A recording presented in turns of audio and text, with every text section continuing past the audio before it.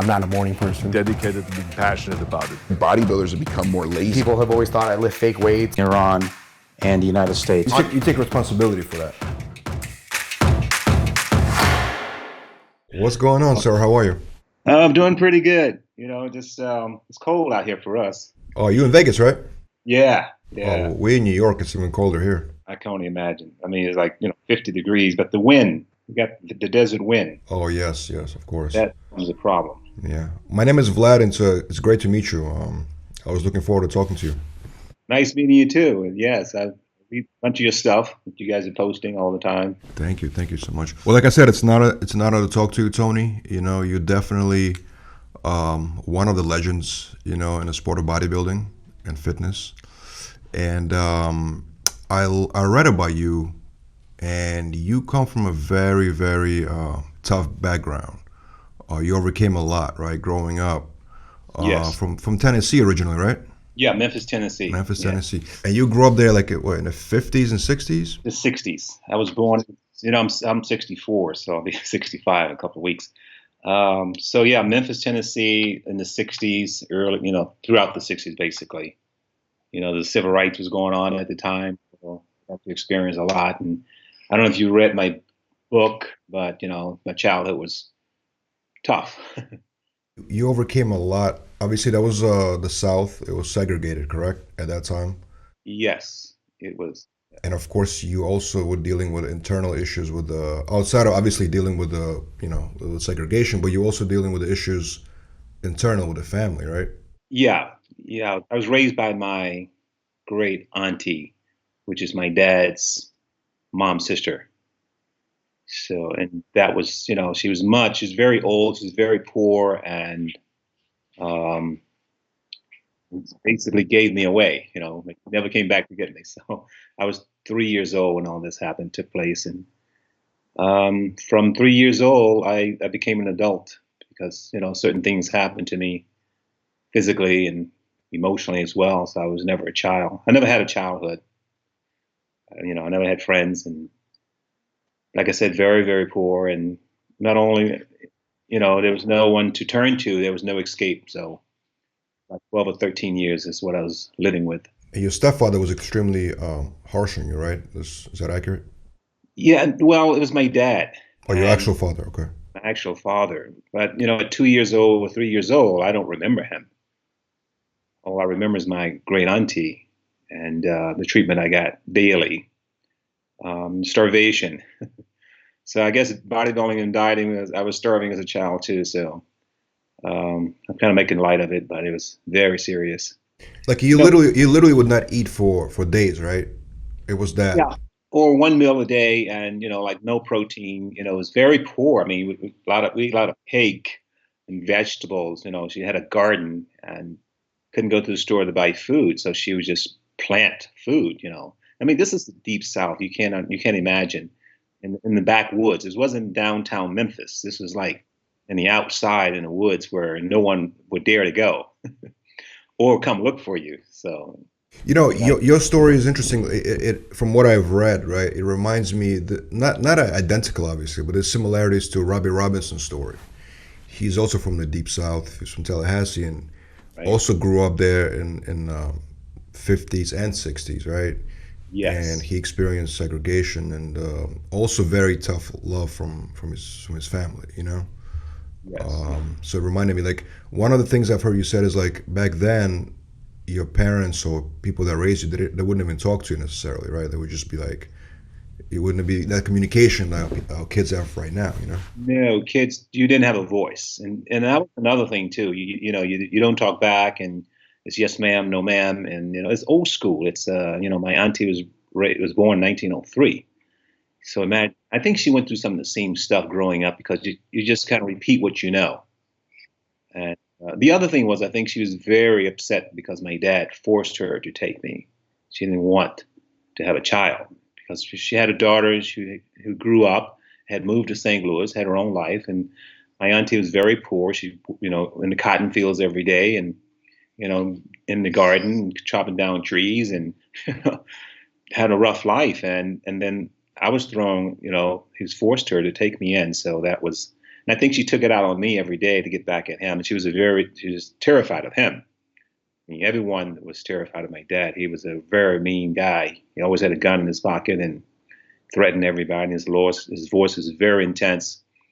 So, but she was afraid of him. This is the only person that I know that she would back down when he spoke. And he promised, to kill her if she don't take me. And it's just a crazy story to be put in a situation as a child because you don't have any options, and in those days you couldn't call the police because they're not going to show up. So it's, and the neighbors, and everything's in house, especially in the deep South. You keep your business in your house.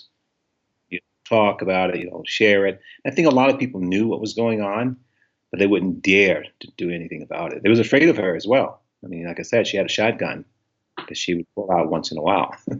And you actually worked in the cotton fields, right? Is that true? Yes, I actually was taken out of school like every year for about 2 or 3 months to go to the cotton field. So coming back to class was trying to catch up was like impossible.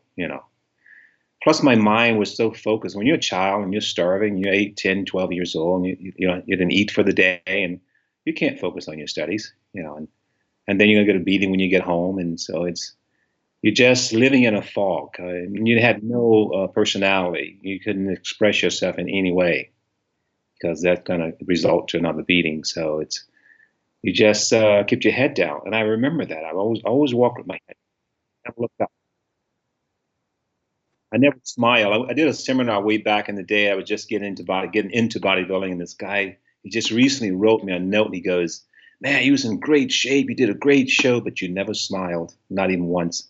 And I remember that. Yeah, I had no personality. You weren't allowed to have a voice. So yeah, it was a different time. Like I said, the civil rights was very big at the time. So Martin Luther King was killed in Memphis, Tennessee, 1968. So I was in the middle of it. So I got to see all this on the outside and on the inside.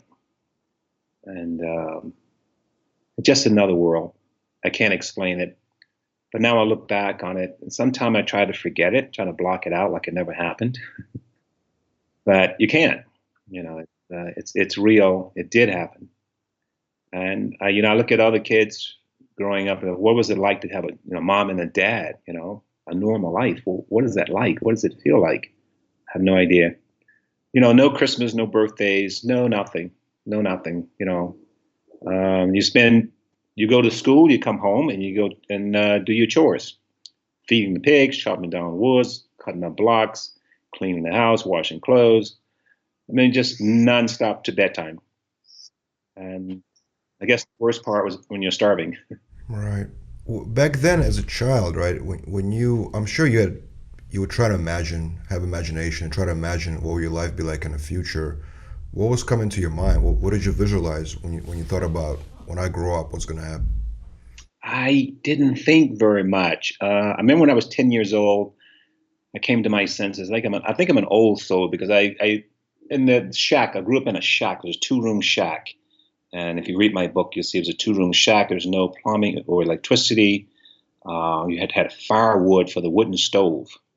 And I don't want to give the plot away, but I was held over that fire in that wooden stove by one leg and one arm. And I was 3 years old. So when I was 10 years old, I looked up to heaven. I said, "God, why must I live through this?" I was wise enough to figure that out. This can't be happening, even though I didn't know any other way of life. Because the kids in school, I thought they was going through the same thing. It's just normal. I didn't have any friends, so you don't know. Everybody's suffering. Everybody's starving. Everybody's poor. For those who don't know, your book is called Driven, and Yes. you also, I believe, you're making a documentary called Driven as well, right, based on the book. Yes, yes. It's just about finished. Tequila Mockingbird production out of LA, and I think it's in post production. Yeah, so this is the book. I just have a copy of it here. So can you see? Yeah. So that's me on the cover when I was 3 years old. And my sister found that picture. I have no idea how she found it, but she somehow came across that picture. Yeah, because back then people wouldn't even have pictures. Like I know a lot of people from those days. They don't even have any records. You know what I'm saying? Right. They didn't have a camera. We were so poor. What were we going to take? How are we going to take a picture? But I remember my auntie. I don't know why, but she took me downtown to a photo studio. You had to go get on the bus and go all the way downtown because we're in the country in deep woods. So we go downtown, and that's where I got that picture. And I remember, I can remember that standing in front of those bright lights to take this picture. I'm 3 years old, maybe 4, and I was terrified. And she was yelling at me, and she threw me the ball, and I caught the ball. And that's why I got the ball in my hand. Crazy. But no, there was no pictures, no cameras. And I regret the fact, even when I got to California, I wish they had a camera. Oh my God, Gold's Gym, all these wonderful moments that I could have taken pictures, A quick question about again, historical reference, but when Martin Luther King, when they killed him, right? Obviously, hearing about it back then, what did it mean for you? Did you feel like, sort of like, the leader died and now it's going to be even worse? You know what I mean? What did it mean for your family at that time, Yes, we knew things were going to get worse. If they can kill Martin Luther King, they're going to get all of us. So there was a lot of fear, a lot of fear. I mean, like I said, it was everywhere I went, it was crazy. And, at school and the civil rights, at home. Yeah, there was no way out. There was no way out. And my auntie, she had 3 pictures on the wall in this shack. She had Robert F. Kennedy, John F. Kennedy, and Martin Luther King. And all these pictures was on the wall. I remember that. That's the only pictures he had up.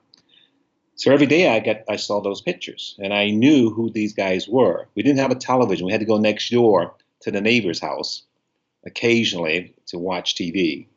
And I wrote about all this stuff. It's a very detailed and very deep things that was happening, so. So how did you discover bodybuilding? And obviously, because you're growing up, obviously, I'm sure you had no access to the gyms or anything like that, Oh God, no. We moved to St. Louis because her daughter moved to St. Louis, and she called and said, "Hey, I want you to come live with us, live with me." And so we moved out of the shack, packed up, and moved to St. Louis. I think I was 12, maybe 13. I went to junior high school there, high school in St. Louis, and I met Muhammad Ali. So this is a big part of my book, to see the champ in person, live. He got out of the limousine. I just ran over to the limousine as fast as I could. Had a police escort following him there, and he gets out. He's dressed in a beautiful blue suit, and I'm looking up at this guy and I'm going, "Whoa, the champ!" He was the current champ, and that inspired me. That motivated me. That was the light that came on, that there was something else in this world than what I had been experiencing. I get emotional about this, and I said, "Well, I'm going to get involved in sports. He's my hero. I can't box. Too small. I was very tiny. I was a skinny, tiny little kid. I never had a big frame. I'm a tiny, small person. So I can't box. I can't run. I'm not fast enough. But I was very strong. I think from chopping down trees every day. So I said, I'm going to go out for the wrestling team. I joined the wrestling team and I made the team. And that's how I got hooked to wrestling and working out with weights. And then I, injured my knee, and then had to stop wrestling. But the doctor said, go to the weight room and lift weights to rehab your knee. This is 1974. There's no rehab centers. So I went to the gym every day at my high school, the weight room we call it, and I would work out. And after a while, the knee was getting better, and I started pumping my arms. Genetically, there was something going on here. Then my wrestling coach said, "Hey, man, I've been watching you for a few months. You look, you put some muscle on, and you want to go to a real gym?" And I go, "Yeah." So I was so excited. "We're going to go tomorrow, 6 o'clock. I said, "Okay." So I go to this gym in St. Louis in Clayton County. I'm working out. I was so happy. Going to the gym for me was like going to heaven. It's a candy store. I trained for 3 hours, did all the body parts, whatever I think I could do. And the owner of the gym came over and he started yelling at me. So once again, I'm being yelled at. He said, "Get in my office." So I go into his office and he goes, "Well, I'm going to train you." He was an ex-Marine, tough. Be here tomorrow at 6 o'clock and don't be late. That's how it all started. He saw the potential in you. Yes, he saw something that I didn't see. Throughout my whole career, I didn't see potential in me because I would read my bad press that I always got. So it makes you work harder. So and he saw something that I didn't see. The first thing he said day one was, "We're going to build those bird lakes." That's what he said to me, starting from the ground up, and he did. I was squatting Monday, Wednesday, and Friday, 10 sets of 10, 400 pounds. That was the routine. So this went on for about 9 months. My legs really grew.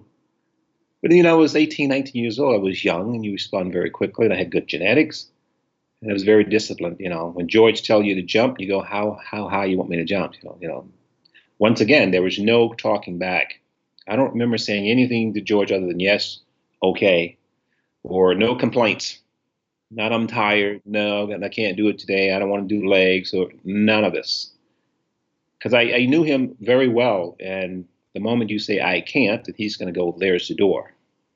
Don't waste my time. So yeah, it was a good lesson. He was preparing me for something. That's what he was doing. What about nutrition? Was nutrition like even in a mix yet at that time? Not so much. People are eating steak and drinking milk and having eggs. You know what I mean? Right. Yeah. Vitamins, not so much. No. Protein shakes, not really. You just ate as much as you could, and you try to get as big as you could. And then when it's time for a show, of course, you watch the fats and you try to cut up. And you train twice a day. So we relied on training. It was the training the most important part. Every day, twice a day, 6 days a week. So, and very intense. I mean, when I got to California, I left George and I said, I'm going to move to California. And so that's how I made it to LA, because I had seen Arnold on Wide World of Sports back in 73, 74. And I knew their names. I said, oh my God, the best in the world. And so Robbie Robinson, Muhammad Mikawi, Danny Padilla, all these names. I knew their names. Franco Colombo. And some kids had a magazine at the high school when I was going to school. And so when I got to LA, I knew all their names. And I knew their workout plans. In those days, you had to have a magazine. There was no internet, so you read about them, their workouts. So yeah, I moved to LA and went to Gold's Gym. And George was so upset when I left. Oh my God. Oh yeah, really? Oh, he slammed his fist on the table. He felt betrayed. Yes, I was his protege. Everybody in the gym knew he had, I was his protege. To me, he was like a father because I didn't have a father. And he said, well, he calmed down and says, well, if you're going to go, look up Kenny Waller. Kenny Waller's in Pumping Iron. You know Ken Waller.